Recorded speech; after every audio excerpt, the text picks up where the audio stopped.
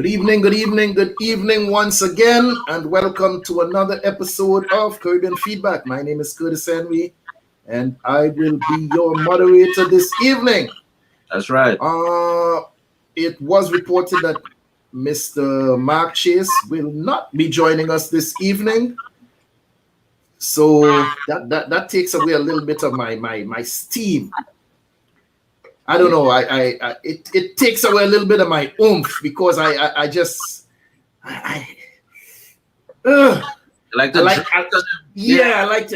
to hit him with some uppercuts. He's a sparring. Yeah, man. That's my sparring partner. Keep the conversation interesting. But Sam, if you look down, you would notice that your colleague is here. So yeah, man. I guess that you will have an exciting time bantering with Dr. Judith this evening.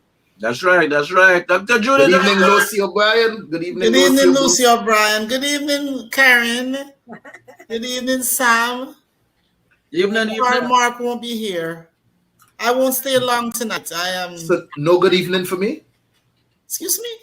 No good evening for me? I say good evening, Karin. Good evening, Sam. Okay, do me a favor. Pull down the top of your screen for me, please. We want to see more of this. More of everything. There you go. Not the light in the roof. Guys, it's good to see you all. I'm going to leave at about 10. I am sleep deprived. I got to get some rest. You don't want to go get some coffee and come back? I have some tea here, but I need to get some rest. My client load has increased and it's telling on. What kind of tea you have? Ganja tea? Good evening, my special people. No, I leave that to you, Star. Okay, good evening, Andrea Lamore. Thank you so much for joining us, Sam. Let me jump right into the thing this evening. Hit the button. The thing? Oh, that thing. Ah!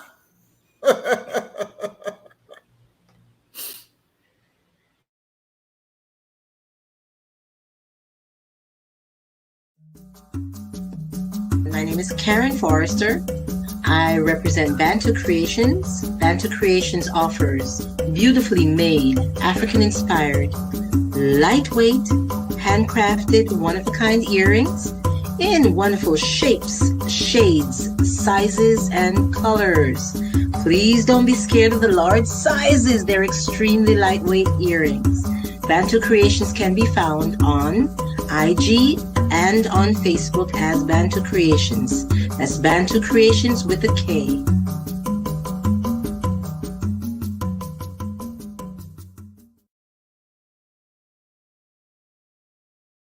Come check me out, chriskeys.com. I'm worldwide. Tony Altamirano. Hi, I'm Gina. What's up, everybody? I'm Win Vu, award-winning remixer. Koya, I'm an artist. Hi, my name's Justina Bethel. Hi, I'm Mike Bowen from Denton, Texas. How you doing? This is Tom Cup from Music by Tom Cups. Check out Samuel E. Archer's book, Hybrid Executive. We are in the business, and here's how you can be a better business person because you're running your business. You can find my music at JustinaBeth_EL on Instagram or JustinaBethel.com, and I am a hybrid executive. I'm a hybrid executive. I'm a hybrid executive, just like you. Follow me at Koya Music, and I'm also a hybrid executive. I'm worldwide, baby, but just know I'm a hybrid executive. That's all you need to know, baby. Get on up, B. Check out my music, MikeBowen.com. I'm a hybrid executive. I'm a hybrid executive. Yes. This evening, we're here to discuss walls and fences and guards that we put up. How is the show entitled, Karin? Welcome to The Walls Between Us Do Not Serve Us. The walls between us do not serve us. Judith, break down the walls between you and I, my dear. Break it down. The walls that you put up that have you constantly fighting me and dodging and bobbing and weaving. I beg of you, please tear those walls down. As Karin said, they do not serve us. Let me ask you all something. Serious question. Serious question. If If I should place 5 people from Asia in a line and ask any of you to pick out the Korean or the Chinese, the guy from Hong Kong or the Japanese, do you think that any of you can do that successfully? Because growing up in the Caribbean, every Asian was referred to as what? Chinese. Mr. Chin. Mr. Chin. Oh, yeah, Chinese. We never took the time to find out whether or not he was Chinese or not, because truth be told, they all look pretty much the same to you and I. I don't think they could tell the difference either. How do you think they see us? As the same. How about the way we see ourselves? Without communicating, can you really tell the difference between a Barbadian, a Trinidadian, or somebody from Antigua? There's hardly any physical difference between us. So why then do we get so uptight about minor differences that we possess? 52 countries in Africa and so much division between the people. Meanwhile, the rest of the world look at them as what? Africans. Why are there so many walls erected between us as a race? When I say this, I mean as a human race. One thing that I've noticed over time is that in the face of a catastrophe, we all tend to see our similarities more than we notice our differences. Whenever there's a disaster, like a hurricane or earthquake, those walls that divide us somehow seem to disappear. And our love, our kindness, our humanity, like cream, it rises to the top. It surfaces and we reach out and help our fellow man, at least we're supposed to. Do any of you realize that one of us could walk from Canada all the way down to the southernmost point in Argentina? But yet still we have so many nationalities and so many countries and so many people that somehow seem to think that they are different because of, in most cases, invisible lines drawn and fences that separate us, causing us to see ourselves as different from our neighbor. And in some cases, superior. Look at North and South Korea. These guys hate each other while the rest of the world can't tell the difference between the two of them. If you put them side by side, which one from the north, which one from the south? They speak the same language, Korean. In 1994, we witnessed mass genocide in Rwanda, where an estimate of over 5,000, almost 500,000 Tutsi were killed in the genocide. That's what 77% of the Tutsi population of Rwanda. And according to the UN report, they took the range between 500,000 and 1 million victims, including both the Tutsi and the Hutu people in Rwanda. And trust me, if you take a Hutu and you take a Tutsi and put them side by side, unless you really know the physical differences, one set go taller, one set remain short. But let's not forget to discuss what I like to call the unseen hand in a lot of these cases. You see, Rwanda has been a colony ruled by Belgium. And Belgium used the Tutsi minority to rule over the Hutus, who were the majority, about 85%. But they had no power. So when they decided to take back power, they got rid of those who they considered traitors of their own kind. These people lived in the same area. They spoke the same language. They had the same traditions. But what do you think was the major difference between these two sets of people? The Tutsis had lighter skin. So in the end, this all had to do with European colonialism in Africa. There were various reports that the Israeli government provided military support to the Hutus during the Rwanda Civil War. They keep sending them guns and ammunition and grenades to do what? Kill their own people.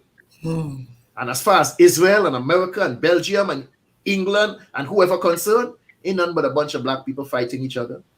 Put up walls in between themselves because You name this and you name that. You name Trinidadian, you name Bajan, you name Hutu, you name Tutsi, you name this, you name that. It is senseless, people. Senseless. Tell me something. How could we continue to survive as a people if we just choose to remain divided? If we just choose to do what? Remain divided. Oh. I think one of the key words you used, you used the word superior in what you were saying earlier about divisions and countries and peoples of different countries. Is that people, we're strange people, we're strange beings. On one hand, we like to feel that we're superior. On the other hand, we like to feel that we belong. And on the other hand, we want to feel that we're special and we don't have to belong. We want to be rebellious and we want to, so we have even some of our songs and different poetry and different stuff lend towards that kind of behavior. I want to be me. And we emphasize the individual. Our society does that all over the world. We do that. You talk about the wars and setting up one tribe against the other tribe and whatever. The first thing, if you want to cause division, is to put a seed of doubt in somebody's mind or a group's mind. To put a seed of superiority or differentness. That's how you start division in a lot of cases. But there is something about us that's open to be divided, or else we couldn't be divided. There's something in the human being that allows division. And like you said, when something comes along like 9/11 and everybody forgot about who was black and who was white. So we have a dichotomy. Is that what you call it, Curtis? I didn't quite use the word, but it's safe in this situation. Okay. So the thing is that we have this struggle within us to belong and yet not to belong. And people, it's not just white people. People do this to each other. Human beings do this to each other. Like you said, talk about the Koreans, North Korea and South Korea. We do this to each other. And one of the reasons is power. Human beings fight for power constantly. It's not always money. People fight to be superior. We fight for power. And when you fight for those things, division is going to come. Division is going to come as a result of that struggle. So I think that you talk about walls and we build them because sometimes we build them because we're afraid. Sometimes not because we are superior. Sometimes because we are afraid or we think we're superior. Sometimes we are afraid. And the other thing is, especially in this country right now, we create division because we like being, the thing says, let's make America great again. First have to be shown where it was great and what was great for. For me, individually, I have to see what made them great and who took away the greatness and who's going to bring you're asking a sub-mediocre person to bring back greatness to a place that you said was great. Makes no sense to me. But so it's that kind of attitude and that struggle that human beings have why we constantly go towards division. And it's always some tragedy. It happens in families. It's always some tragedy that brings you back together again. You look at people getting killed on the street, a car accident, and people go to the corner where they died and they put flowers. Now, I promise you, if they live in the same neighborhood, they probably wouldn't even talk to each other, living next door to each other. But you get killed in a car accident, and all of a sudden, they go and buy flowers, and they buy dolls, and they put there.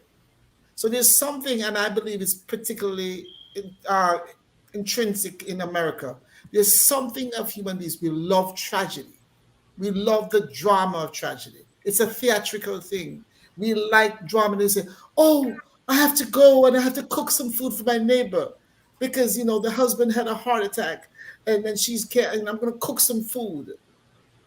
And then 6 months before a year, you never spoke to those people. So I think that divisiveness and division is a natural part of the human being and a natural part of human nature. But I also believe that cohesiveness is a natural part. And the struggle is always going to be there. Because some of us to me, we love the divisiveness. We love the come back together and the drama of coming together. And then 2 minutes later, they don't talk to each other again until another drama comes. Another killing takes place. Another massacre takes place. And then we love each other. So that's my take. Let's shine some light on this current situation that's going on with our fellow Haitian brothers and sisters. Can I interject something? Because I wanted to attach something to something that Dr. Judith said. I'm sorry. I think that long before there is a physical barrier or wall set up, there's an emotional barrier that's set up amongst people, whether you're talking about a small group or a countries at large. They set up, I agree with Dr. Judith, where she says fear of people that you don't know, rather than putting effort into trying to get to know your neighbor across the border or across the street. There is a fear factor that overwhelms people. And fear leads to that manic phase where people get together and they'd rather hate on what they don't know rather than put the effort into getting to know what they don't know about you. Make all types of assumptions. Assumptions.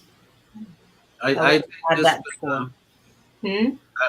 think this is going to last until we start dealing with aliens. When we start dealing with aliens, then all humans gonna come together. Yeah, humans will get together when some other being.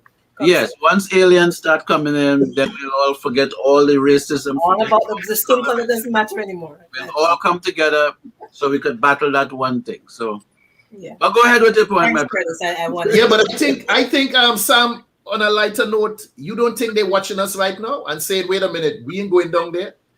They're fighting over black and white. We purple." Yeah, we green. What do you think will happen to weed? We can't. No, it don't make sense going down there. They have pointed heads. Because as we can see throughout history, anything that we, and I'm using the word we loosely, do not understand, what do we tend to do? We capture it, attack it, we study it, then we dissect it, we study it some more. Because believe it or not, that's the very same way this Leopold guy, the Belgium, another monster from history that they never really taught us about, how evil this man was, took African children and put them in cages. There was a zoo that African people were paraded in, and these folks dress up and come out and look at a black child in a cage. This Leopold, the Belgian. So the history of the Belgians, and they some of those who dissected Africa, who divided it up and said this for the French, this for the English, this for us, for the Portuguese, this for whomever. So once again, it's that same mentality. Anything that they don't understand, they cut it up into pieces and share it amongst themselves and see what they can do. And to them, we're not even human. And I want to just add this, Curtis, if you don't mind. Let me just drop this in. One of the very interesting things that's happening now, and I've been doing a study for about 4 years on it, not writing anything, but observing and keeping track, is a lot of Belgians, Swiss, Germans, Italians are marrying African women in droves. And why do you think this is? You tell me, because I don't think you tell me what you think. Widening the line? Changing the genetic information? Well, I don't think when they change it for, but they're changing it for them also. Yeah, but right. What they find visually more appealing. I do believe in time to come. You see, Europeans have realized a long time ago that they can, in fact, disappear.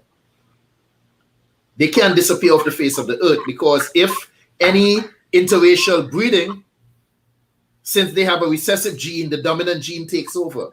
Right. And you do that for 2 or 3 generations, you wouldn't even realize that there was an European there to begin with. And they realize that they can disappear off the face of the earth. So for their own preservation, they decide to make the superior being feel inferior, treat him as though he's inferior, claim superiority, dominate that inferior being, and hold themselves up as an object an idol of worship. And once our mind is now twisted into thinking that we use words right now that we don't even realize that when we describe ourselves as minority, we are not a minority by no means. But we call ourselves, oh, minorities, and you say, yeah, that's me. No, I'm not a minority. And that makes them feel superior. Here is, I have claimed this on the show before, and I'll say it again. I have never been, and I do not identify myself as a West Indian. I am not a West Indian. Did you all know that? You're West African. I am a West African. I am not West Indian. There is no one in my family. I try to talk to Jamaicans about that. They don't want to hear that. There is no one in my family that's Indian. Nowhere in my roots anyone is Indian. But we follow the false narrative of an explorer who was lost and saw some people and figure, oh, I must be close to India. I knew I headed west. So I must be west of India. So we call this the West Indies because there are Indians here. But no, the Indians are from India. These native people on these shores are not Indians. Let me ask you a question. Have you heard of a book called, I think it's called The Browning of America? I don't remember the exact title. Was that The Browning of America or something like that? Because I understand what you're saying about what the white man has done and the inferiority of the minority. I understand all that. But I also, what I'm seeing as a trend, that the white man realizes that he's disappearing. And he's marrying the white folks are getting, in other words, the world is becoming brown. The world is becoming more brown than it's white now. Or it was thought to be all white or mostly white. The world is becoming more brown now. And that's what I'm seeing. It is amazing to watch this change take place. And I'm telling you, in a lot of these relationships, these black women are not inferior. These guys, they have these guys running in circles. I mean, I'm talking about these guys, these white guys are trying their might and main to please these women. So it's not a situation where these women are being abused or they're being treated like second-class citizens. These men, and I'm trying to figure out the reasoning behind it. But I don't think at this point that is something that the white man has faced, similar to what you said. They're dwindling, they're disappearing, and they have to find some way to exist. But there are situations where white men marry black women and vice versa. They marry who they hate. So I've never been able to understand any part of that, but I know they marry who they hate. Yes, they marry races that they hate. See, I've always thought it's the opposite. No, but that also exists, and I've never understood that part of it. They don't marry who they love. Wow. No, I'm not talking about individual. I'm not talking about individual. Yeah, they marry who they hate. I think. Well, I don't even believe the hate narrative. I think it's who they uphold in secret, but because of the norm in America, they are taught to hate. That's it. They are taught to hate, and that's what they have to follow. But I see them in society, looking over their shoulders at that rotund behind. They can't say that they love everything that their women have to offer. They love the thickness and the fullness of African women, but they cannot let that be known within their society. At least most of them can't. But in secret, they do have a craving for that blackberry. That is, and that's one of the things I see in these stories, is that it's something that has been forbidden to publicly acknowledge for how many years, how many hundreds and hundreds of years. And now they're not just sleeping with these women, they're marrying them. So what I'm saying is that what you said, Karin, I don't think it's hate. I think it's fear. I think the white man is deathly afraid of the power. I think black men are afraid of the power of the black woman. And I think black women don't know how to carry their power. The power that we have. We black don't men know how to carry it. Black women? Yeah. I mean, I was just talking to a friend of mine in Florida, and we were talking about this whole feminist movement and the whole talk about men and women and all this stuff. We don't know how to carry the power. Not many years ago, 50 years ago maybe. No, a little less than that. One of the Rockefellers was asked about Yeah, less than 50, much less than 50. One of the Rockefellers was asked about Hillary Clinton and about the power that she has as a woman in politics and otherwise. And he said, women have always been powerful. Women have always been in charge. He said, it's just now that women are louder about it. So women, I happen to believe this. I happen to believe that I'm a very powerful woman. I believe that I have handled relationships in a way that shows my power. And I've never been victimized. Because I don't have the sense of a victim. I don't have that idea. But it's not because I'm a woman so much as because of how I was raised. I was raised not to be a victim. So, but I think women and the feminist movement, whether we like it or not, Black women have participated or are participating in something that we don't need to, because we are powerful women from birth. I think white women need feminism. I don't think Black women do. But I think that has caused some problems. The book that you mentioned, The Browning of America, the author is Ronald Sundstrom. The Browning of America and the Evasion of Social Justice by Ronald R. Sundstrom, Sundstrom.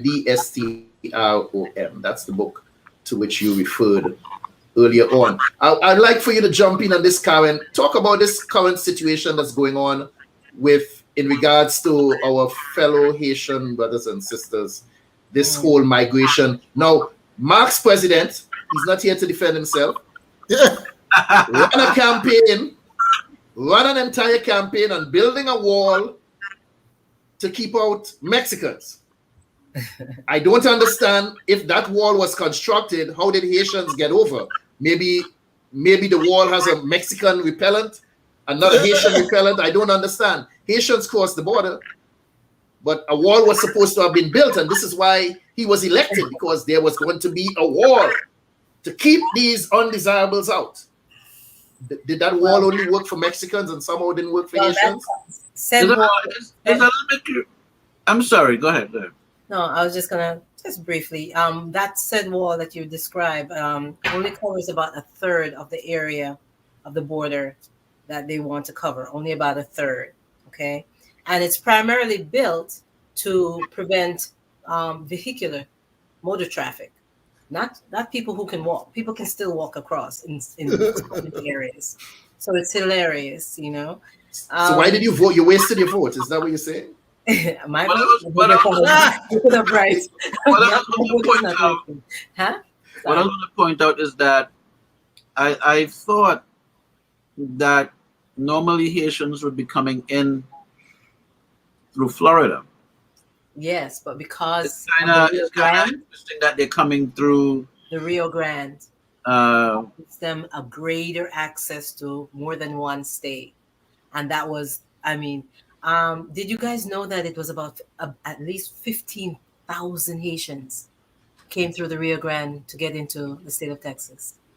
I was hearing 5,000. I don't know. No, at least 15,000 is what I heard. Wow. It's all resourceful. So what did they have to do? They had to go down to South America and then come up or something? They came through South America. Interesting. Wow. So you're telling me these Middle America countries were just giving them free access to walk through?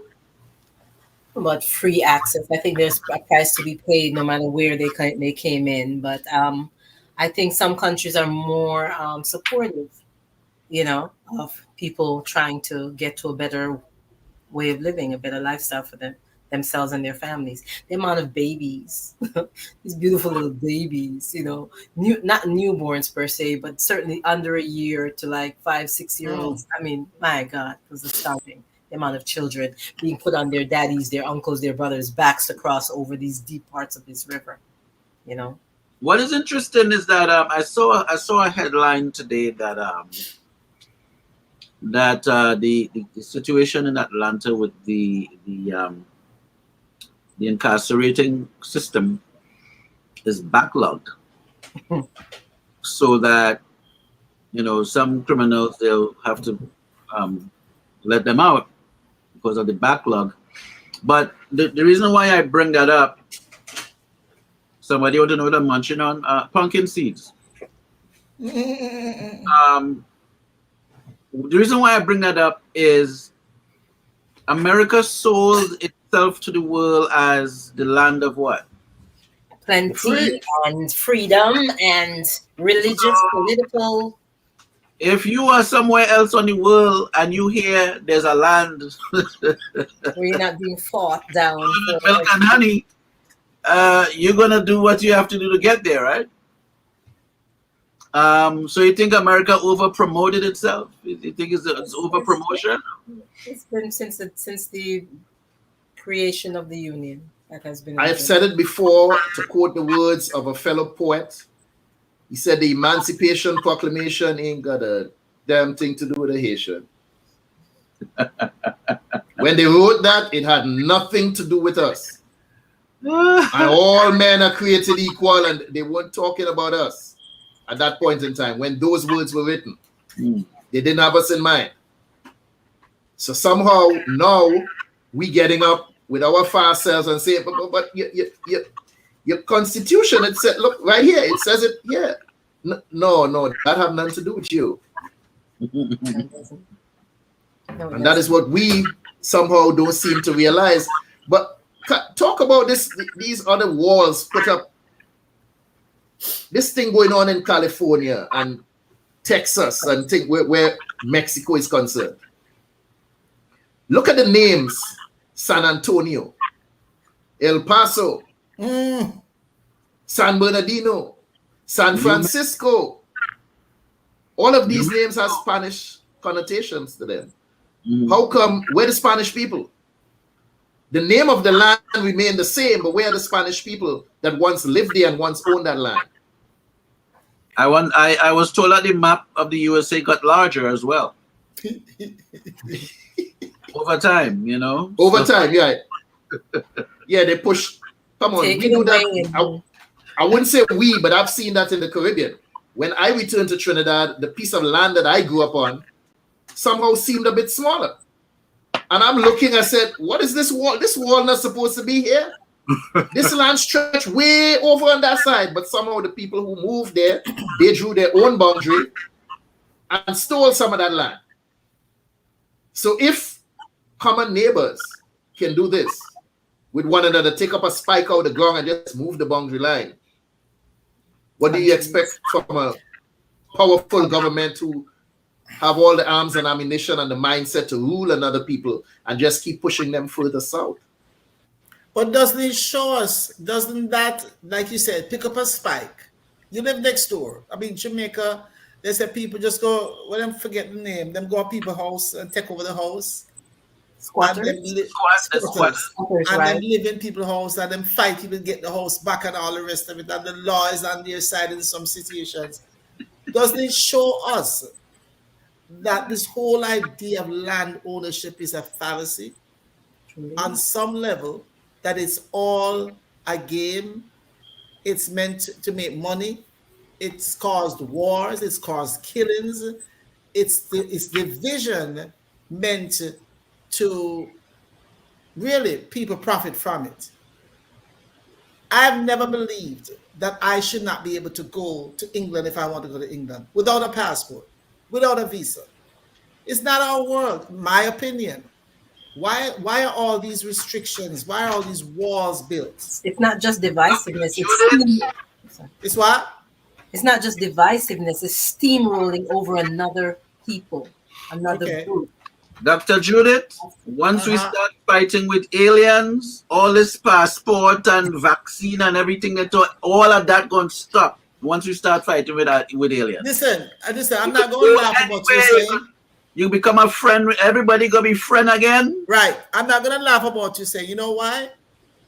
That's how we operate, especially in this country. A distraction, any distraction. Yeah, man. And then, oh my God, my people. Oh, we should live in harmony. Let's make a new song. And the singers come out and they make, we are the world. We are the children. Let's make it a better world for you and me. And I don't even know that my neighbor is suffering. So the thing is that we are easily distracted. We are looking for distractions. So when the aliens come, But the problem is that the aliens probably get very disgusted with us and go back to their place, and then we're going to start fight again. You know what? My personal opinion is that aliens have already taken over. But anyway, that's a whole other. When countries legislate hatred in the sense of the controlling of certain groups, for example, the Cubans, the wet foot, dry foot laws that they've had in place for decades now. Explain, what's this wet foot, you know, I've often heard about that. Explain that for me, please. This wet foot, dry foot. It was revised in, I believe it was 1995. It's called the Cuban something act. I don't remember the exact name of it, but it's specific for the Cubans. And it's just a political situation where a Cuban migrant, as long as whatever means they come into the country, if they set on land, they have 1 year. They allow them 1 year to sort of integrate into the culture, and they're given certain rights. And they're considered to be political refugees or whatever, seeking asylum for whatever reason from their country. The Haitians are undergoing that and worse, and are not allowed the same privileges. The same. But the Haitians are black. So are some Cubans. Well, they don't call themselves that way. Some Cubans are darker and some Africans. So are the Cubans, are the dark-skinned Cubans treated differently from the light-skinned Cubans when they arrive? Absolutely are. Yes, they are. Absolutely are. Absolutely are. But if they are Cubans and they hit dry land, and they'll even be assisted. Haiti is still paying the price for busting up, what the guy named? Napoleon? Yeah. I think Haiti's still paying that price. They embarrassed them brothers so bad that they for Toussaint Louverture, Jacques Dessalines. Spanking Napoleon a little behind. And putting him out. They're forever paying a price because they set the example where other Caribbean islands decided, you know what, we can become independent also. We can fight also. And it's because of Haiti, the rest of us woke up. And they're forever spanking them because look at all these black folks. Well, you know, they won't say that. We used to own.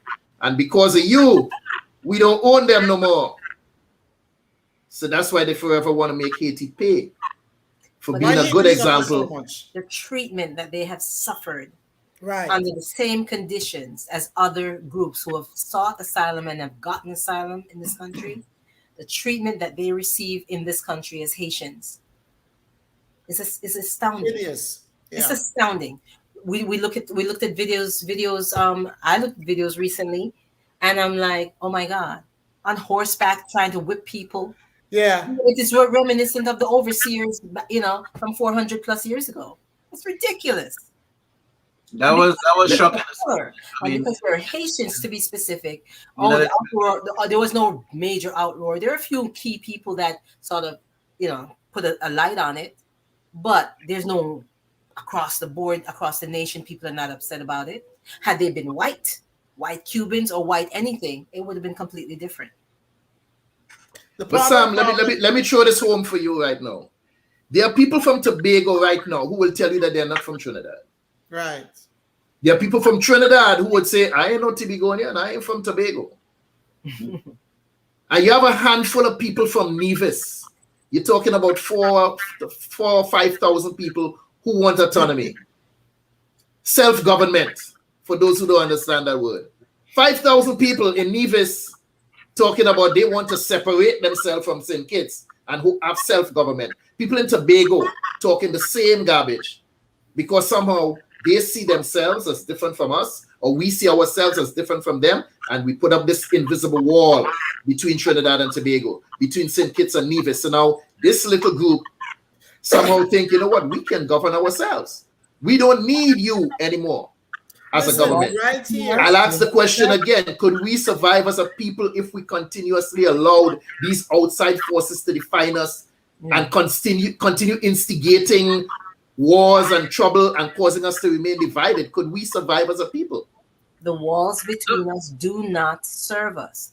That divisiveness and other people, outsiders, outside countries, outside politicians, playing their little marionette games, providing the weaponry, providing different information that goes against what the people believe, that does not serve us in any setting. But listen, to add to that, in a sense, Karin, in Jamaica, when they have the political divisions, it's the politicians that provide the guns. Yes, it is. It's the drugs.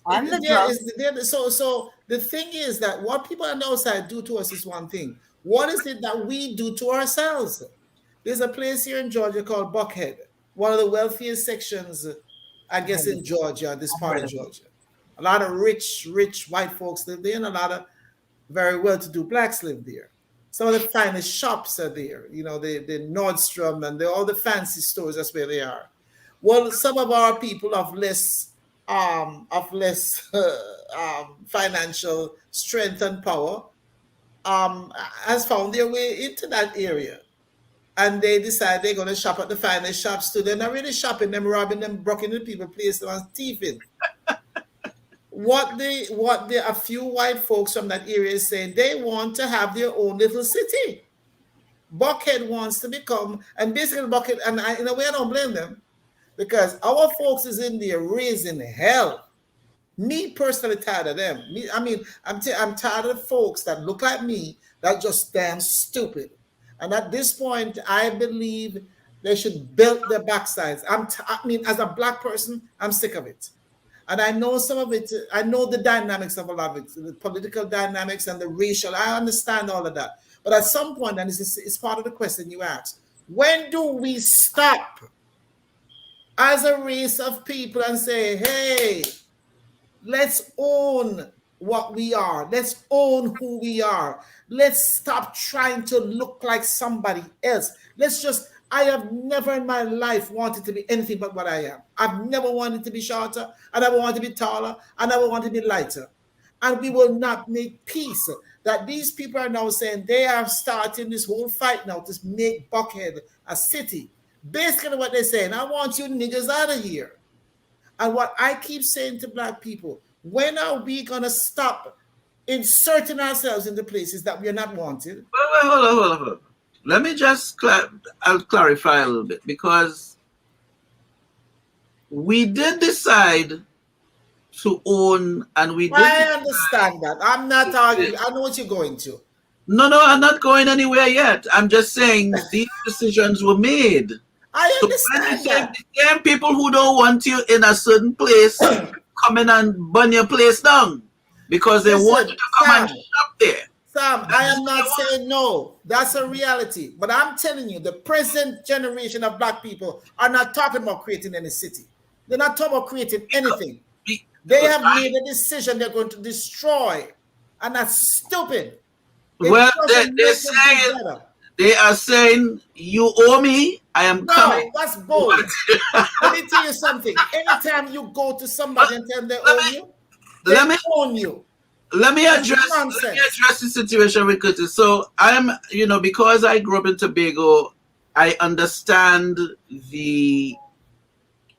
not the whole pie, but I understand part of the pie. And I don't think the pie, the issue in Tobago is to break away from Trinidad. It's really more of negotiating to have a better representation. And, so like, for example, one of the things that we had to deal with was, let's say stuff was coming from foreign, from England or from the States, what have you. It will go to Tobago waters first and then get to Trinidad, right? It will go to the port in Trinidad, get registered and blah, blah, blah. And then by the time some of these goods will be coming up to Tobago. By the time these goods come to Tobago, the price is through the roof. So there was an issue of the price. So either we was going to get a deep water harbor to avoid that extra cost, so they were like simple, well, I wouldn't say they're simple, but there were situations that Tobago needed to stand up for, because if you don't, a closed mouth don't get fed. So you had to just make a little more noise, and some people made more noise than the other. So here we are. But it's power and economics.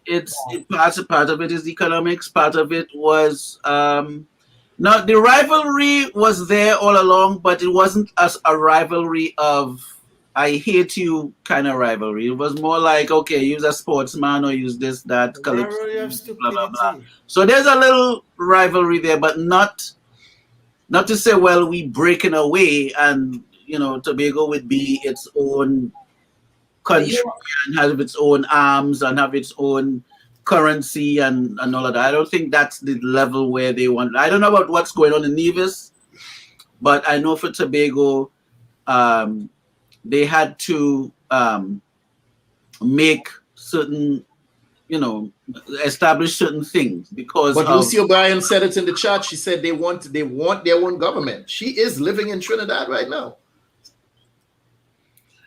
Well, we need some people from Tobago to clarify that, because or clarify the context of it, because there is a Tobago there are Tobago parties. There's one called what was it? I think it's I forgot the name of that one. That they actually tied in the last election, but I see that more of accountability, because PNM is the pretty much your grandfather government. So there is a government, there is a party there that I think it forces whoever is in power to be accountable. But there's so many situations, Sam, if you look, not just at the Caribbean islands, globally, if you look globally, there's a select few who are in power, as you say, it's about power and control, who always want to control the infrastructure and the governmental body, whatever that is. There's always a select few who want to control everything, and then divvy out little portions of grain or whatever the heck we're talking about to that majority. We can't forget the part of the equation, according to Curtis, is that there's an unseen hand. Right. Agreed. So that's another part of the equation. It's the same thing in Jamaica. Absolutely. The English still control. The English still control. The Jamaicans want to act like they don't know that. But you know what? Even in Jamaica, we talk about Buster Mancy and Man, the PNP and JLP, right? Buster, they're cousins. They were cousins. There's a story about there was some party at the other, and they got ready to leave. Buster Mancy got ready to leave, and his driver said, "Come, Mr. Buster Man, I'll take you home." Him said, "Where's Norman? Norman driving me home." They're opposition leaders. And that's why I said to Jamaicans, you're ignorant. I say to Americans, you're ignorant. These people are in bed together, and you struggling and killing yourselves over them. You're stupid. Killing one another over who you want. And what who wearing green and who wearing whatever color.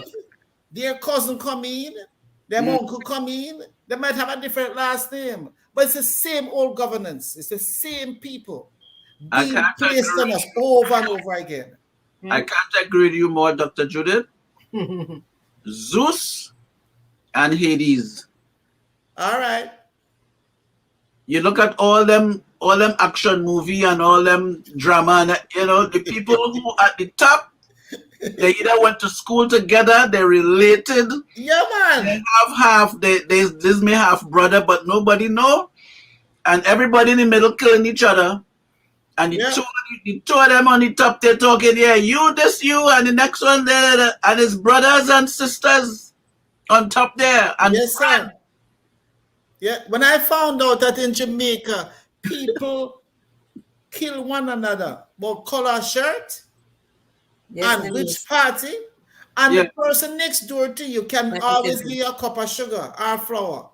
And the blasted people them up the hill, will live up the hill. Couldn't care less, and you kill your neighbor who can give the flour over one of them. The first time I heard about that, a Jamaican guy told me, he said, listen, if you my brother or my cousin, and you live over there, so this other put people in JLP territory and means PNP. When election time come, he said, brother later. Yeah, man. Right now it's about election, and if over here and over there so fighting, and you on different sides, you're now enemies. Brother and cousin later, after the election. And the people in leadership, make no mistake, they are aware of the machinations. They know exactly how to pull and to plug in. They know the words to say. Yes. These idiots. It's not that they uneducated. Is that as Mr. Desmond Nelson Law would say, political sentimentality. They're tied to the past. They're tied to Buster, who's been dead hundreds of years, as far as me concerned. They're still tied to Michael Manley. They still talk. I see a woman on Facebook. She just about cussed out her friend on Facebook, and one of our friends said to her, "Remember, you say you're a Christian. Stop it." She cussing about in favor of Manley. I ain't cussing in favor of none of them. None of them. There are people that in Florida, in the public eye, that will defend these people like who? Manley's your man, Michael Manley. Michael Manley was an arrogant wretch. Siaga was born in this country. Now you see the craziness of this world. Siaga was born here. Yet they allowed him to be Prime Minister of Jamaica. He was born in Boston. I don't care. He was born there. So how come this country you can't run for president if you're born someplace else? But they allowed him to be president, to be Prime Minister. And several years before he died, Siaga was reminded that he owes the Jamaican government $8 million. You know what he said? He forgot. You don't have to remember. With them kind of fool people, you don't have to remember he owed the government $8 million. So the divisions some of them are artificial. They're created to keep division because it serves the people in power. It serves their purpose. They get a chance to push you and pull you. And when people start talking about they want this city, no. What you need to do is what Curtis is driving at and been asking from we started. When do we stop being divided? When we start being sensible? When is that? I don't know. So let me shift gears a bit now. Since you talk about that, we talking about the politics, we talk about the wars and the rumors of wars and governments. But how do we move beyond these same barriers? Like these negative the beliefs that we hold about ourselves as people. How do we move beyond those barriers? That again. Me not talk about that no more. This is how we do it. This is how we do it. This is how we do it. Yeah, you know. Right in the corner where you are. Well, okay. Brighten the corner where you are. Something? The children, everybody, yes, tell me. You know, so I like when they say it like that. Yes, darling, tell me. Yes, darling, tell me. What? You make me answer the question when you say it, so. That's one way. You see, in all seriousness, that's one way to get rid of this, is to speak to each other with love. I got caught up, Carol. I got caught up. But it's to speak to each other with love. Listen, I thought about this the other day. Go ahead. You sent me a picture. You sent a thing out about the new album, because I use the words wrong when people say album. My music, my project, my music. All right, yes. Right. And when I saw it, I thought, wow. Especially now that I paint. I mean, colors have always been powerful. I love colors, and I love to wear bright colors and stuff. And I feel good for you. You understand? I don't have to be getting anything from your project, but I feel good for you. Well, thank you, my dear. It is that simple. It is that simple. And right away, my mind went to, how can I contribute to what you're doing? You understand? One of the things that I'm very practical about the life that I live. I just tell it as I see it and I feel it. One of the things that I've asked God to do is to help me to have enough money that I can help others. Mm-hmm. And I do it in various ways. I don't need to share that, but I do it in various ways. And one of them is to patronize somebody that's doing a business. If you look like me, especially. But that's where you said, start where you are. Start where you are. John Lewis, the congressman that died some time ago, he said, listen, if you see something, say something.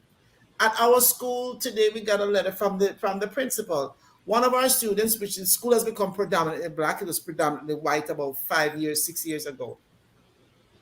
And one of the students saw another student with a gun in his backpack. I don't know if it's a female or a male that reported it, but they reported it. They said, now this is very curious, they said the gun was unloaded, but they never said there were bullets in his backpack. We don't know if he had some bullets and would load up at any time. But the principal was sending a letter out to parents and to the staff to say, listen, we want to acknowledge what happened. We want to address it. See, this is what happened. And we want to let you know it was handled. The child is being charged and all the rest of it. So I say that to say this whole thing about accountability. When I see a black person do something wrong, it is my responsibility to report it. Not because he's black or she's black, but because it is a reportable offense. When black people start holding each other accountable, Curtis has something on Facebook talking about people, it's about patronizing when you want to get something cheaper because it's your friend own the business or whatever. It is a major sickness in our psyche as black people. That we, first of all, we suspect that the product made by people who look like us is inferior. Is inferior in some way. We suspect that if Curtis makes a chair, now I'm going to tell you straight up because that's how my mind works. If I could order, I don't want no more furniture. I want to have less and less. But if I had a space in my house where I think I would ask Curtis to make a chair for me because I love what I've seen that he does.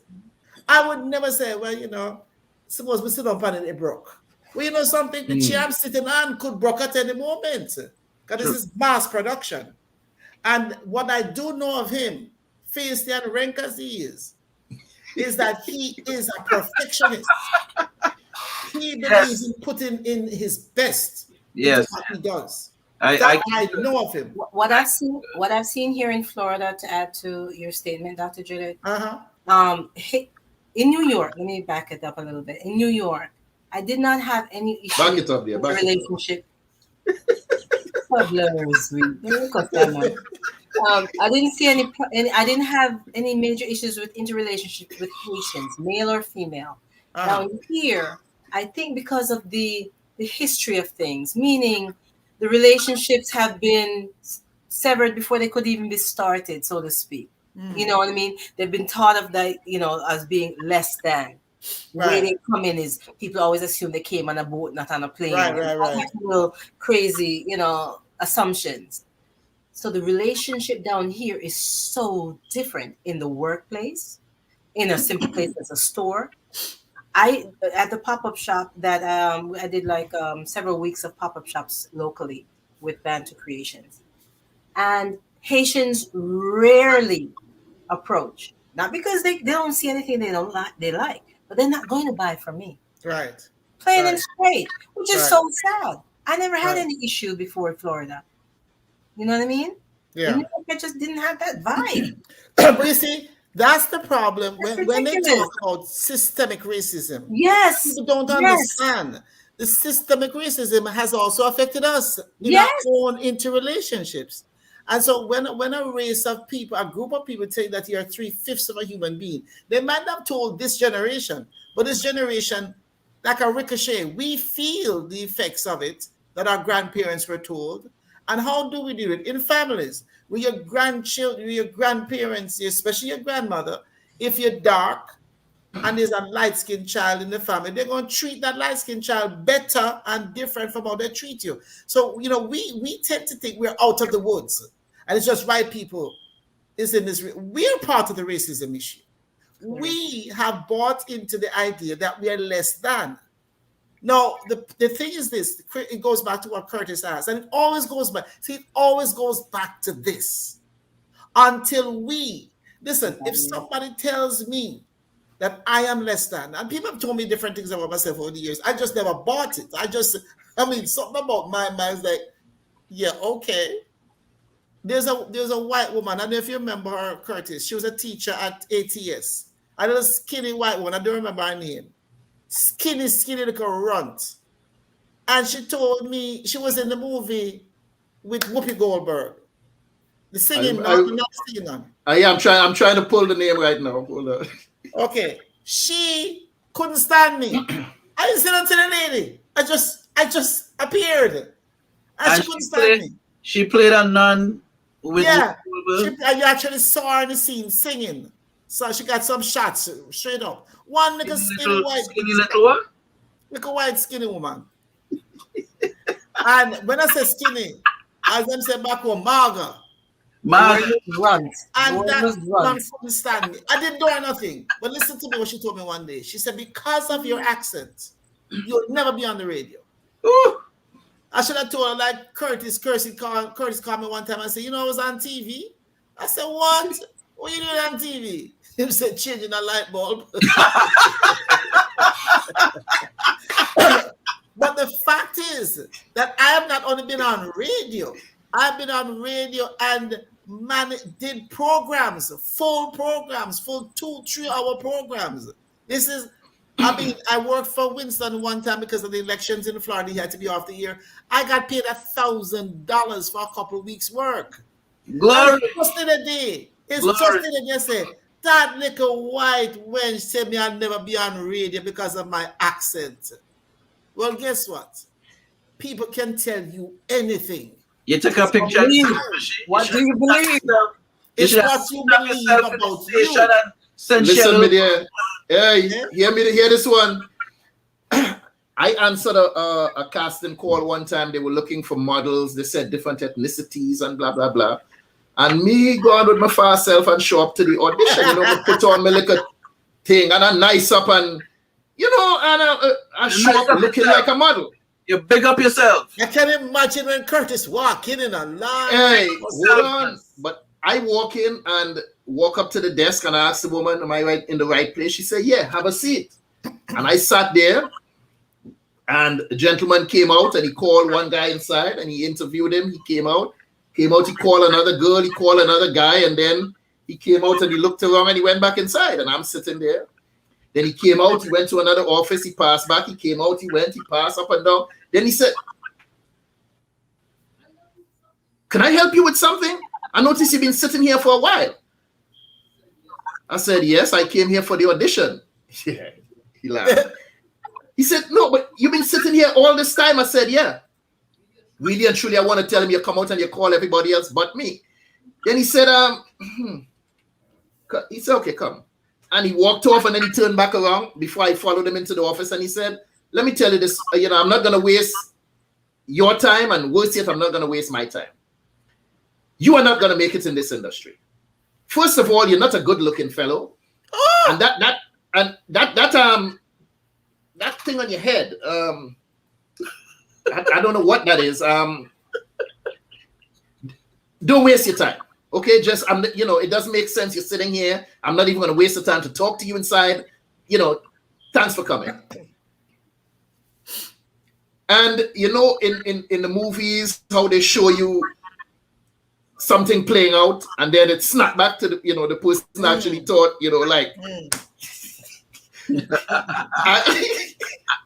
I saw it, I played it all out, and then I snapped back into reality, and I smiled and I said, thank you so much for your time. And the ending of that sentence was, watch me. Yeah. And because of that, the very next role that I auditioned for, I got the part. Yeah. And it was a speaking part in a soap opera. Because I went out with a different spirit, with a different determination. You watch me. Right. You will stand up there and tell me that thing on your head. But one of the things I'm proud. You're not good looking. What kind of? Oh yeah, you said no. You're not a very good looking fellow. And impertinence. But let me tell you something. With that, John mail it back with him. Today, I look at all the brothers and sisters on television and on the movies, the ones with locks, whether or not they go in the saloon and walk out with it in 10 minutes, or the ones who toil. I help pave the way for so many people to be able to walk around with locks today. Right. Because I've been on this journey since the 70s. Right. And today, you go in the hospital, Rastaman a doctor. You go in the school, Rastaman a teacher. You go in the church, Rastaman a preacher. You go in the court, Rastaman a lawyer. So I help make that possible for them to walk around right, for you too, Karin, to walk around right now and have the little locks and twist up the hair, and it's fashionable today. So me not care. That is part of the struggle that I had to undertake. So Curtis, the question that you asked before, and it's you're dealing with right now in what you're saying, is how do we translate that to the group? How do we take what you have and what Karin has and what Sam has and I have and say, I am not apologetic for how I look. Like you said, I've only known you the way you look, which, by the way, you're not that bad looking. Just don't carry that too far, okay? So I've always seen you this way. I have never imagined you another way. I never thought you had to look another way, because part of somebody just said, it's not what you're called, it's what you answer to. Yes. So the reality is, you have always answered to, from I have known you, you have always answered to who you believe you are. And that's a choice that we have. And what I'm offended by is Black people who are constantly twisting this way, twisting that way, getting a weave, getting at this, and we can't seem to come to a solid agreement like you did from the 70s. Left it the way it is. This is part of who you are. We seem so indecisive about our very look. And because society requires us to behave and look a certain way. Society. And I say it again. Look, a couple of days ago, I was looking on Craigslist, some upholstery stuff, and one of the things it said, "Oh, you can come work for us." They're not even concerned about your experience in doing the job. They said professional experience, professional look is needed, and in brackets they said no facial hair. And they have always wanted to see how we look, so they say, "What? Take it all off." Curtis, clean it down. Look more like them in order to be acceptable. Listen to me. They can write that. But you have lived a life that says, I will live without following. That's what we're talking about. It's a decision. Listen, being a Christian is not a popular thing. I catch hell. I don't catch hell. I don't know where near. Catch heaven. I catch heaven. When people come at me, serious, angry, how I choose to live so openly about having God as my Lord and Savior. I am not saying that because it's popular. That's how I live. It works for me. I have for no apologies. I'm not trying to recruit anybody. I tell people the best thing for me, and it goes along with what we're saying, the best thing for me, if I want for people to come to Christ like I have come to him, is to live a life that makes them say, wait a little bit. There's something different about her. I want to know how she lives with such peace, which is what people usually tell me. I want to know how she does this the way she does it. That's it. Just like you with your hair. Like you said, I'm sure you have influenced many people because you've been here and beyond all over. And again, I don't want to get too heavy with the compliments because I'm going to pay for it later. I don't like the word swagger. I don't like those kind of things. I don't like... No, I'm going to use that. It's too current. But you have a way, even when you put on a suit, you look good. You know, I've been a fat boy until recently, but I think you're working on that now. So you carry yourself lean and, attractive and, well, I mean, you have a presence. And let me say this, because this is how I am. Right now, and part of I have a little issue right now is one of Winston's sister-in-law is in the hospital in Florida. Serious condition. Had a car accident Saturday night. And she's been in ICU and now she's going for surgery tomorrow, whatever. I mean, serious, dire situation. And one of the things that I'm very big on is telling people he has charisma. Yes, ma'am. But don't say too loud for Curtis here because they already know. He had to swell up. What I like, what I practice in life is what I share here with you guys all the time. I want to tell you how I feel. And I've always been that way with you, Curtis. I want to tell you the good things. I want to tell you positive things while I'm able to. I don't want to hear that you die and I have to come try him on his last breath, you know. Curtis, you know, I always thought well of you. No. I want to do it today, tonight. I want to do it when I can, when you can hear me, and when you can know that it's sincere. There's a lot about you that's admirable.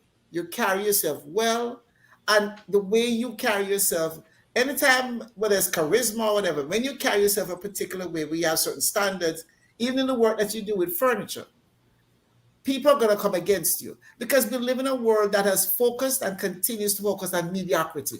We have chosen a below mediocre president. Me says so. We keep going towards mediocrity because it's easier, it's quicker. So I'm telling you, in all the years I've known you, I have never seen you dabble, well, maybe you do it in your private areas, but I've never seen you dabble in mediocrity. I've never seen you choose to just do anything. And maybe I admire it because I was raised that way, and I'm very similar to that. I believe in forging ahead and seeking certain principles and living by certain rules. Having said that, that's part of the problem that we have as Black people. We're not willing and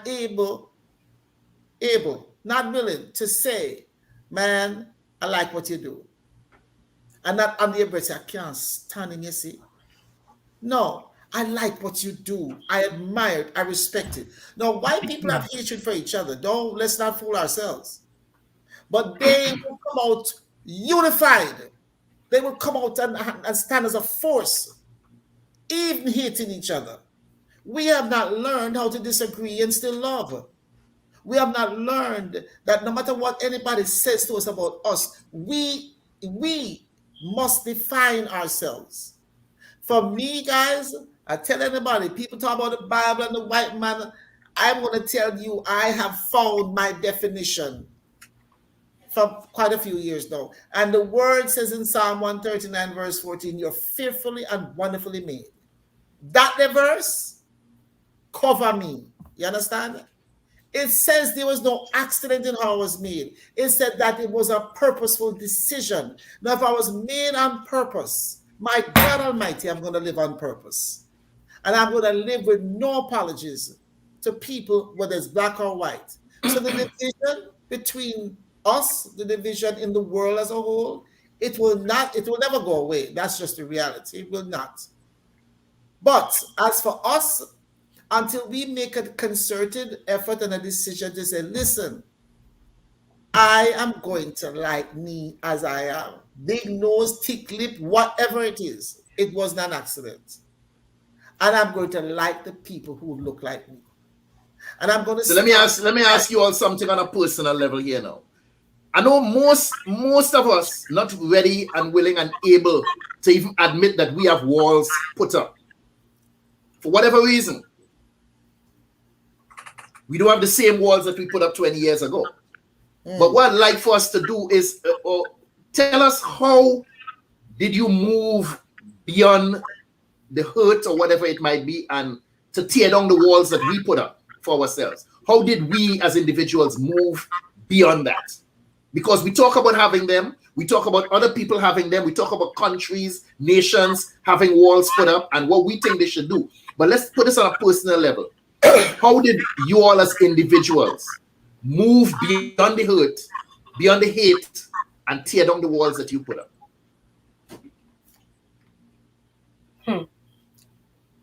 The underlying question that seems to be pervasive in a lot of the episodes we've done, and it's been repeated here several times tonight, how can we make the changes? I think if we can help people to understand why they do certain things, truly understand why they do certain things. I heard an African woman on an IG reel a couple of weeks ago say something to the effect of, we've been wearing wigs, we've been making wigs for years. And so, the pervasiveness of it in the US and other countries, that's normal. Simply because it was done, whatever reasons, tribal tribal ceremonies or whatever reason it was done historically, doesn't mean that we need to continue doing it. Okay? Right now, it is one of the biggest industries globally. And we're taking, we as women of color primarily in this country, not focused on the US, we're putting on eyebrellas, we're putting on the wigs. I sent something to a friend of mine recently where the wig with the little baby hair thing, the entire thing. Yes.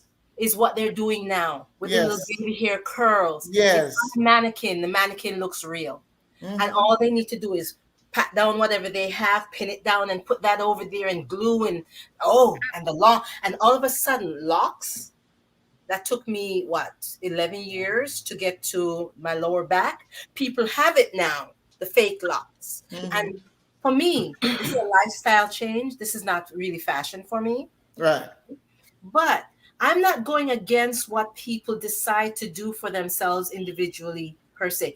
Understand why you're doing it. Are you doing it because this is what you think is most attractive on you? Or are you doing it to be pleasing to the man or the woman or the company that tells you you can't do that front desk position unless you look a certain way? Unless you have nails going down to your toenail, fingernails extending to your toenails, eyelashes that look like little umbrellas over your eyes, weaves down to your hip, your skin bleached out until you look like a European. No. I have major issues with the changing of your African features to please someone else. Yeah. That's what I have a problem with. Understand why you are doing what you're doing. Right. Then make your choices. And I won't fight down anybody for making their own choice. That's it. The Bible says, for lack of knowledge, a people perish. And I think the core of our problems as folks, as human beings, and certainly as Black people, is we don't know our history. We don't know our origin. We don't know our value. We have listened to people tell us who we are. There's a guy named Trevor Noah. I don't know if you all have ever watched him. I like to watch him. Brilliant young man. But he's not ashamed to be Black. He speaks of his mother and the power that his mother had, and that I'm not sure she's still alive, and that she has obviously passed on to him. But there is, and I love to hear him talk about race relations and stuff, because he talks so flat and and open about it. But like you just said, Karin, the thing is to know why you're doing it. I have not permed my hair from the 1980s, late 1980s. I consider that a prideful accomplishment. I love the fact that I don't do it. I found it offensive when my mom used to straighten my hair in Jamaica. I hated it. And as soon as she moved to America, I washed that sucker out of my hair. And I started wearing afro. And every chance that I've gotten, I might wear it very long, like I had it a couple of years ago, or I might wear the way I'm wearing it now, which is, I think I'm going to keep this for, let it grow a little bit more. But it's natural. You can say to me, Judith, you want to go someplace, I don't have to take 5 hours, 10 hours. And that's the other thing. I used to resent sitting in a place for 8 hours to do something with a hair that I already have. It's for me here. And so the bottom line is to know, that is the key, to know, first of all, where you come from. I've talked to Jamaicans about going to Africa and that old jungle. I said, it's a jungle. I said, okay. I got to a point some months ago, I was posting places in Africa, the beaches and the hotels. Man, some people, I saw the other day, the land on which Bob Marley has his house. And there's a woman, African woman, she says, listen, they got a fancy house on top of that hill. But so the thing is that people can always say they don't like you.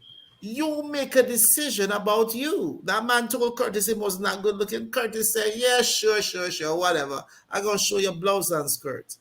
But the thing is that we have a choice to decide. First of all, I heard a pastor say this on Sunday. Why am I talking to people that have no authority over me? Why am I looking to people who don't even value me for their opinion? That's part of the Black man's problem. And we keep looking for validation from the people that we say hate us. So the thing is, Curtis asked it in the end here, how I do it? I live it. I live it.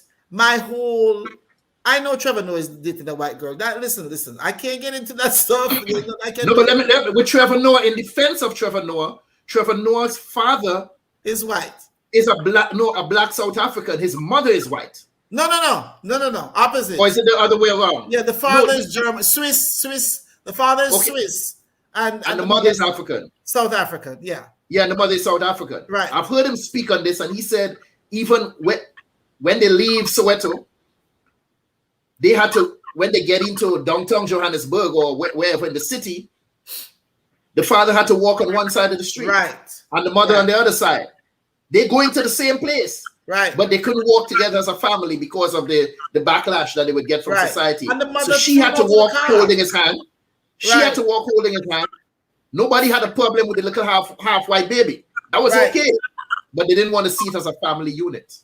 And that's key. But also the mother had to tell him to jump out of the car at one point.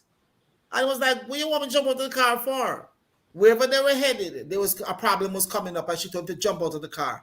But that's an aside. The truth of the matter is that if he's with a white woman because he loves a white woman, that's okay with me. Is he with a white woman to think he's enhancing himself? Then I have an issue with Trevor Noah about that. Other than that, because people do meet and people do fall in love and people, despite their colors and whatever. So again, like what Karin said, what is the reason? Is Trevor Noah with this woman because he thinks that's what you get as a reward when you become a successful black man? I don't think so. I could be wrong, but I don't think so. But the bottom line is, like Curtis asks, how do I, in my individual life, make a difference? I simply live what I speak. I don't do this and then when I off that top, when you don't see me, I take in a flat iron and I straighten it out and I'm living a true, authentic life as a black woman. I'm not ashamed. I've never wore a wig in a play one time. And in the middle of the play, I said, man, I got to take this sucker off. I said to the audience, I said, this thing is hot. And I took it off.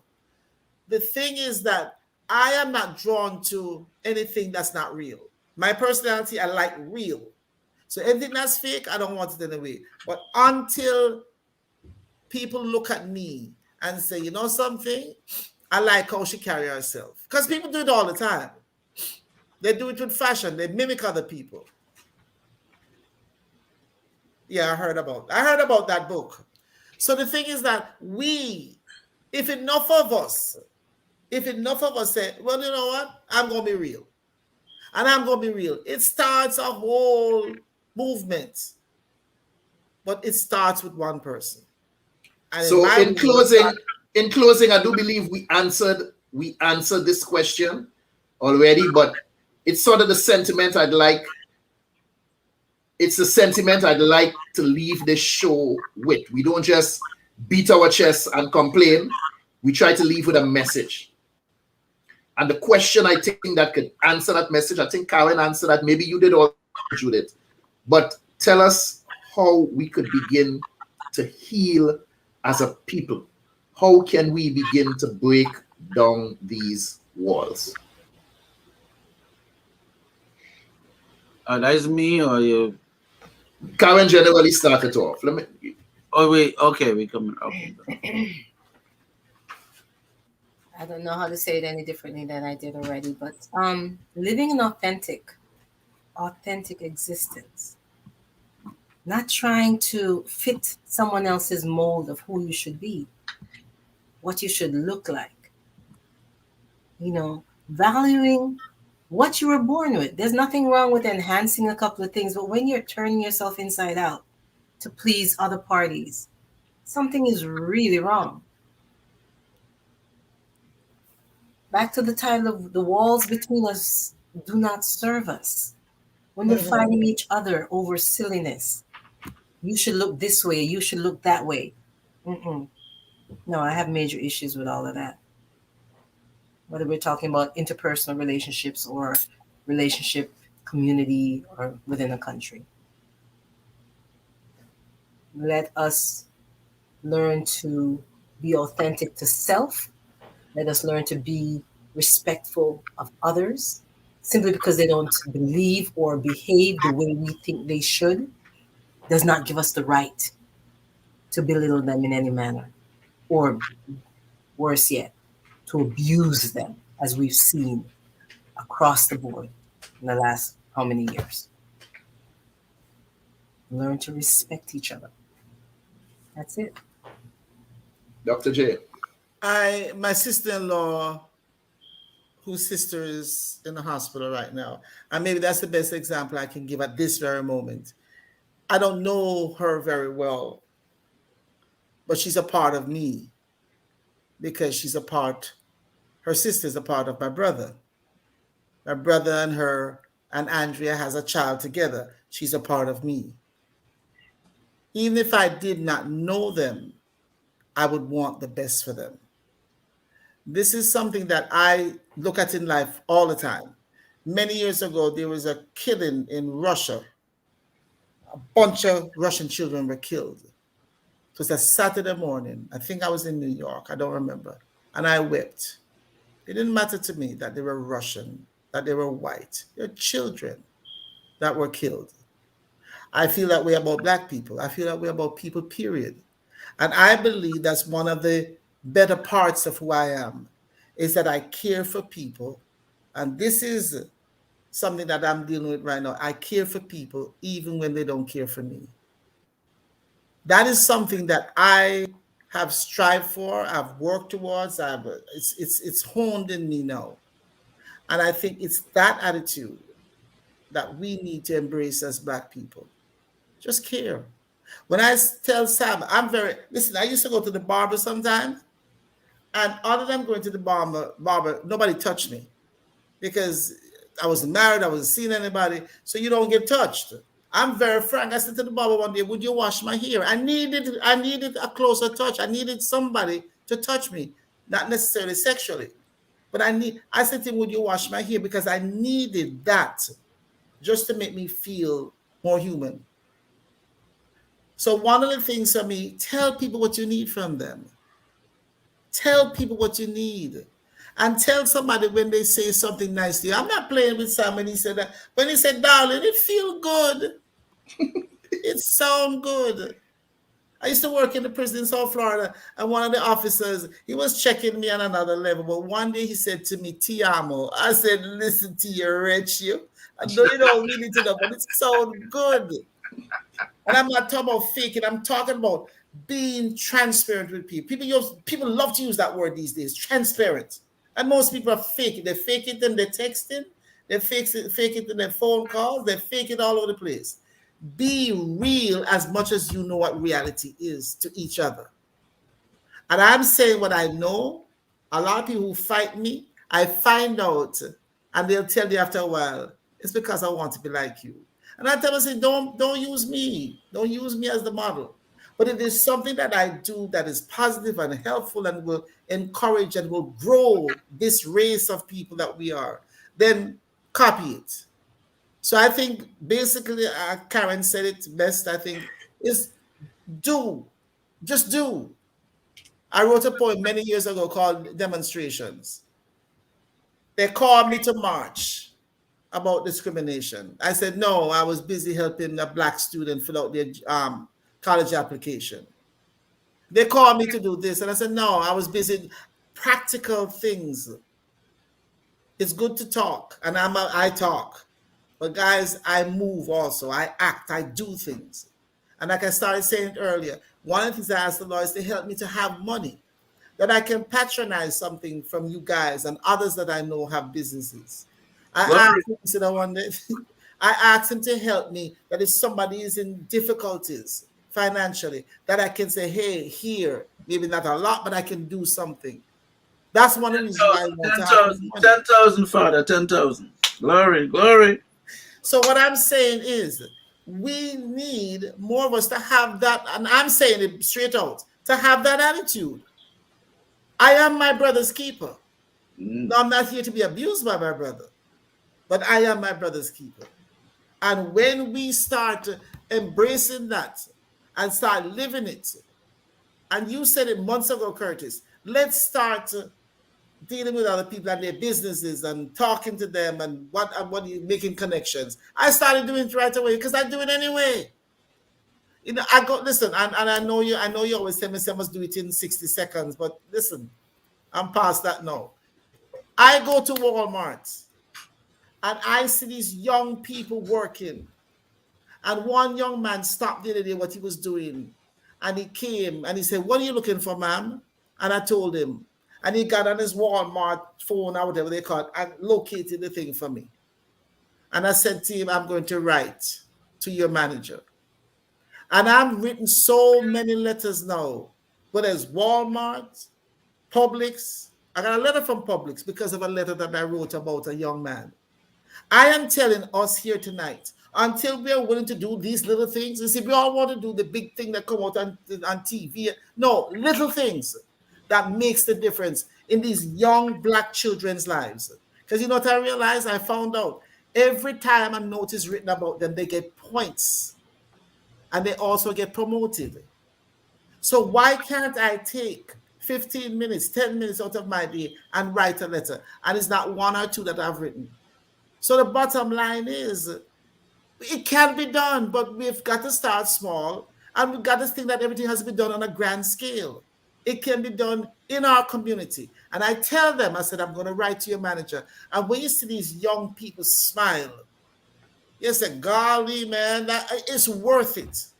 So I'm practical. That's how I look at life. You said it's a pandemic thing with people and their mask. People are looking for, I don't know about you all, but people are looking for you to say hello to them. People are afraid, they're frightened. People are having mental health breakdowns. And they're looking, some people that look like us too. And I make sure I make eye contact. So that's the only thing I can say to you. What I do, how I live, is how I prescribe. That we can get there, but we got to do it one step at a time, one person at a time.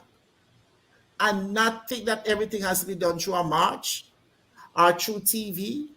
In your neighborhood, where you live, where you work. That's how it starts. That's my 2-hour comment. Sam, take it away. Let me just let that one breathe. Let us breathe for like that. Let it breathe a little bit. So I will go back to said to brighten the corner where you are.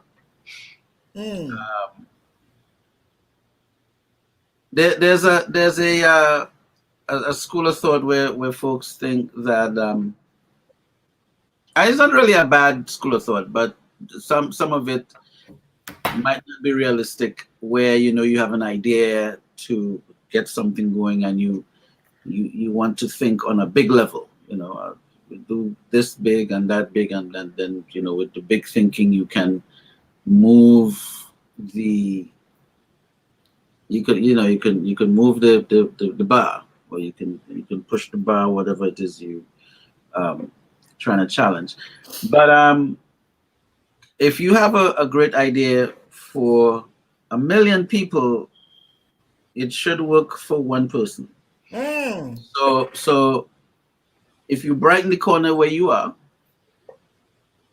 and if we all can do that, that would be a major move there. One of the things I did over the couple of years, because I would just as Curtis would run into situations pursuing his dream and people would discourage you. I met a few people like that, and every time I left, I will pray, Lord, I don't want to turn out that way. And that will be a prayer I will breathe as I go. Somebody come and tell, one guy told me, you are not babyface. When I left his office, I said, Lord, I don't want to turn out like that. And so said, so done. So sometimes you might just need to just pray yourself out of certain things. Yeah, well. Bring yourself out of certain energies and certain environments, because the environment is not really conducive for where you're going, right? And many of the people who said all the negativity and didn't take what I had as you know, especially if it was a derogatory way, I don't even know where they are today. I am still here. I still writing music. I still releasing music. I handling my business. I fought with different church elders, and you think you're going to heaven singing this, or you think you're going to heaven doing that? I keep it moving. I don't know where they are. I am here. And no ill feelings. I just keep it moving. And then if somebody has something real, I say, Lord, I want to turn out so. Just keep it positive for me, Father. And that's how I move in. So one of the things I want to just bring to our attention is that I have so many things written on me. I have Alien. I have Belgium. But the dynamic we face is the battle between the underdog and the first class. The first class, they create the rules, and you have the underdog that say, well, those rules wouldn't work for us. We have our own situation over here, and you just have that whole thing going on. And there's a movie called Bopha, B-O-P-H-A, starring Danny Glover. I don't know if you guys know that movie. You guys know that movie? Bopha? No. Danny Glover plays this a South African officer, and he believes he's doing good. Bopha, yes. Okay, I know what you're talking about. And he believes he's doing a good by being a police officer, and he's training other black officers in South Africa, and trying to get them on the right track. And his superior was sort of lenient to taking a liking to the South Africans. He was white, and then he had another. I don't think this officer was his superior, the white one. I think they were sort of on the same. They were parallel in terms of rank or something to that degree. It's a long time I haven't seen the film, so correct me. But this other officer was very arrogant and strong. You knew he was racist. You did not ask.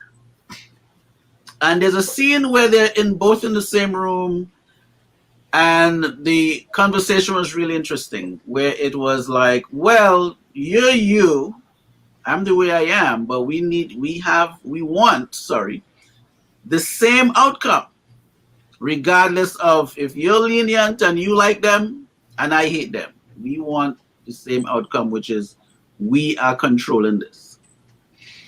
And it turns out that Danny Glover's, the character who plays his son, became involved with the revolution, the uprising.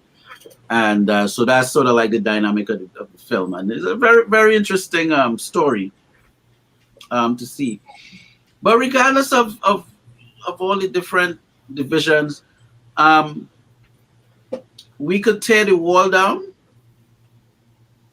and you're always going to have a wall. So I guess the question is, are you going to have the wall around you or around us, or are you going to have the wall between us? So, because the wall provides protection at some point. So is it better between, or is it better around? Where everyone can be safe and secure, divided and unhappy. And that is my, I don't know, how long was that? Like 3 minutes? Close to 3 hours.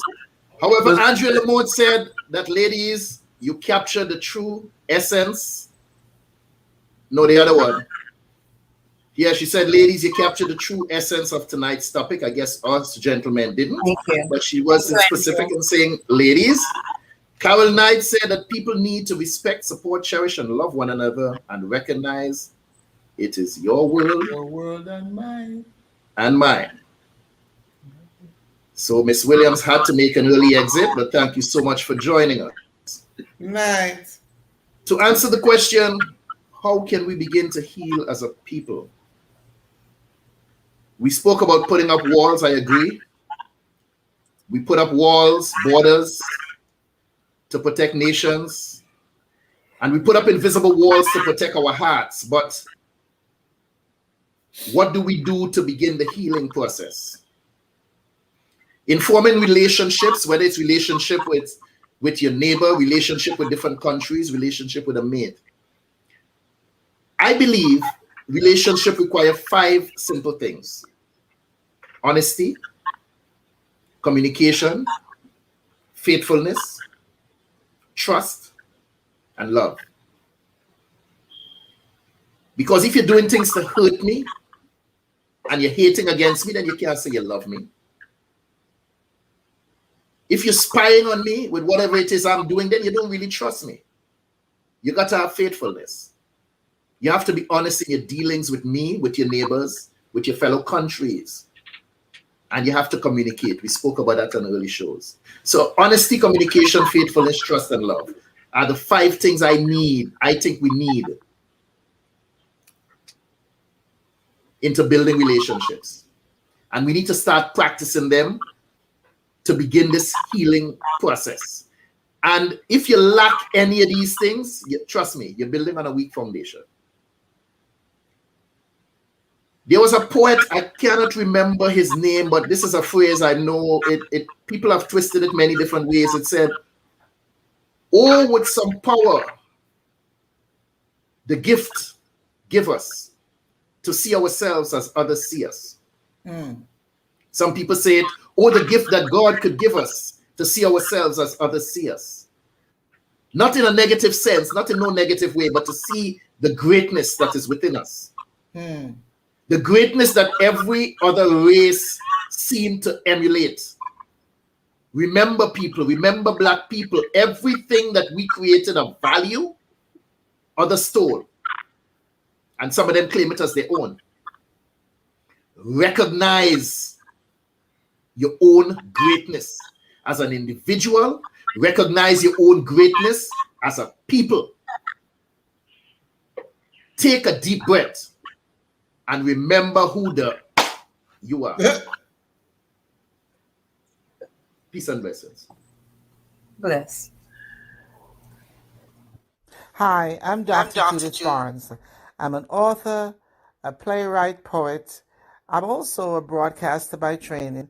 And I recently found out about 2 years ago that I can paint paintings, which means I paint sceneries, I paint landscape, I paint animals. I have just discovered, and so that I can do this.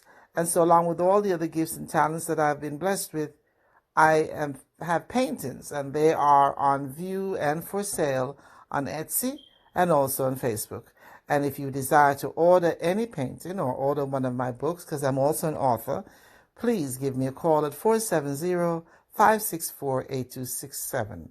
That's Dr. Judith, and the number again, whether you want to just talk to me or order one of my paintings or one of my books, please feel free to call 470-564-8267. Thank you.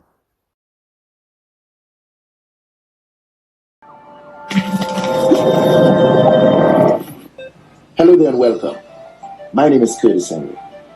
Over the past few weeks, as we were putting the final pieces together to get the show on the road, some people ask, why do you need to showcase Caribbean people? Why Caribbean Chat? And I say, why not? Because we as Caribbean people have worked too hard, come too far, and suffered too long for us to continue taking a backseat. It's time for us to rise up, speak out, and show the world the value and the richness of our culture. So I'm providing a platform to showcase the history and culture of Caribbean people in entertainment, the arts, politics, sports, and economics. we will explore the many profound contributions they have made to society. So we invite you to stay with us as we launch what is to become one of the greatest voices of Caribbean people, for Caribbean people, by Caribbean people. On this platform, Caribbean people of excellence get to tell their story. Our aim is to ensure that your contributions are acknowledged and celebrated. Welcome to Caribbean Chat. So make sure you like us on Facebook, follow us on Instagram, and be sure to hit that subscribe button on YouTube. We are Caribbean Chat.